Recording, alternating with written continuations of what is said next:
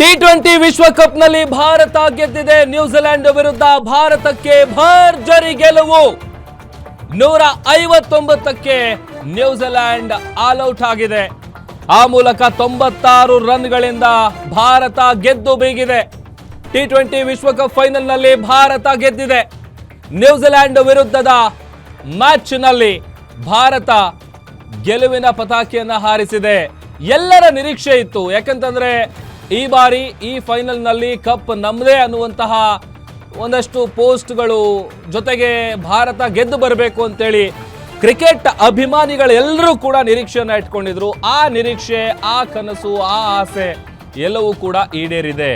ಇದು 3ನೇ ಬಾರಿಗೆ ಸೂರ್ಯ ಪಡೆ ಹೊಡೆತಕ್ಕೆ ಕಿವೀಸ್ ಪಡೆ ಉಡೀಸ್ ಆಗಿದೆ. ಸಂಜು ಅಬ್ಬರಕ್ಕೆ ಸ್ಯಾಂಟ್ನರ್ ಟೀಮ್ ಮಂಕ್ ಆಗಿದೆ. ಟಿ20 ವಿಶ್ವಕಪ್ನಲ್ಲಿ ಭಾರತ ಗೆದ್ದು ಬೀಗಿದೆ.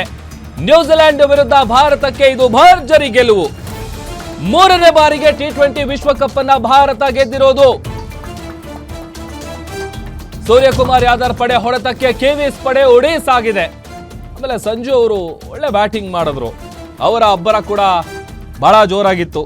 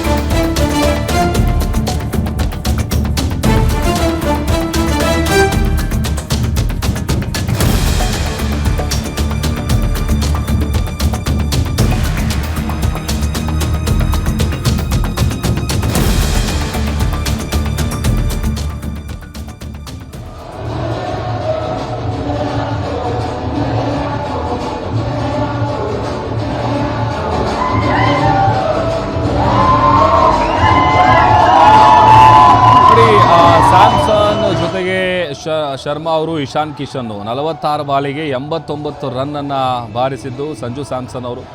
ಆಮೇಲೆ ಇನ್ನು ಶರ್ಮಾ 21 ಬಾಲಿಗೆ 52 ರನ್ನು, ಇಶಾನ್ ಕಿಶನ್ ಅವರು 25 ಬಾಲಿಗೆ 54.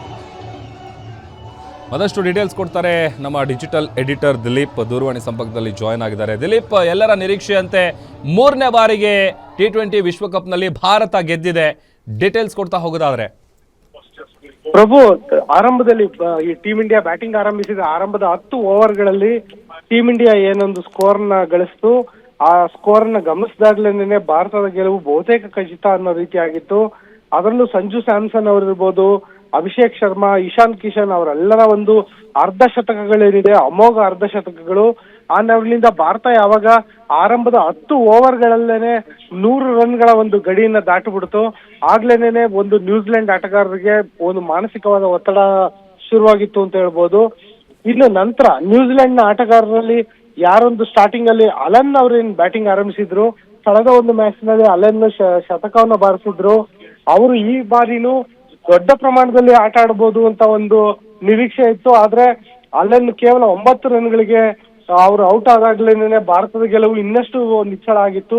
ಆದ್ರೆ ಒಂದು ಹಂತದಲ್ಲಿ ಆರಂಭಿಕರಾದಂತಹ ಸೆಲ್ಫ್ ಹರ್ಟ್ ಅವರು ಒಂದು ರೀತಿ ದೊಡ್ಡ ಪ್ರತಿರೋಧವನ್ನ ಒಡ್ಡಿದ್ರು ಅಂತ ಹೇಳ್ಬೋದು. ಕೇವಲ 26 ಬಾಲ್ಗಳಲ್ಲಿ 52 ರನ್ಗಳನ್ನ ಅವ್ರು ಗಳಿಸಿದ್ರು. ಆದ್ರೆ ಆ ನಂತರ ಬಂದಂತ ಯಾವ ಆಟಗಾರರು ಕೂಡ 2 ಅಂಕಿ ತಲುಪುವಲ್ಲಿ ವಿಫಲರಾದ್ರು ಅಂತ ಹೇಳ್ಬೋದು. ಮತ್ತೆ ಸ್ಯಾಂಟ್ನರ್ ಏನಿದ್ದಾರೆ, ಅವರು ಕೊನೆ ಹಂತದಲ್ಲಿ ಒಂದು ಹಂತಕ್ಕೆ ಹೋರಾಟ ನಡೆಸಿದ್ರಾದ್ರೂ ಅದು ವಿಫಲ ಆಗ್ಬಿಟ್ಟಿತ್ತು ಪ್ರಭು. ಓಕೆ, ಥ್ಯಾಂಕ್ ಯು ದಿಲೀಪ್ ನಿಮ್ಮೆಲ್ಲ ಡೀಟೇಲ್ಸ್ಗಾಗಿ.